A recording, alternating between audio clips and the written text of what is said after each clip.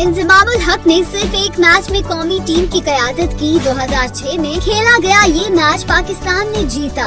इंजमाम उल हक की जीत का तनासुब 100% है। जीत के तनासुब के लिहाज से दूसरा नंबर सरफराज अहमद का है। सरफराज ने 2016 से 2019 तक 37 मैच खेले, 29 जीते और 8 हारे। मिसबाह उल हक ने 2009 से 2012 तक 8 मैचों में कप्तानी की, 6 मैच जीते और 2 में शिकस्त हुई। शुएब मलिक ने 2007 से 2019 तक मुख्तलिफ औकात में 20 मैचों में कप्तानी की, 13 मैच जीते, 6 हारे और 1 मैच टाई हुआ।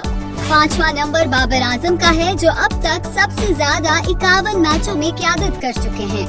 इनमें से टीम ने 31 मैचेस जीते, 15 हारे और 5 बिला नतीजा खत्म हुए।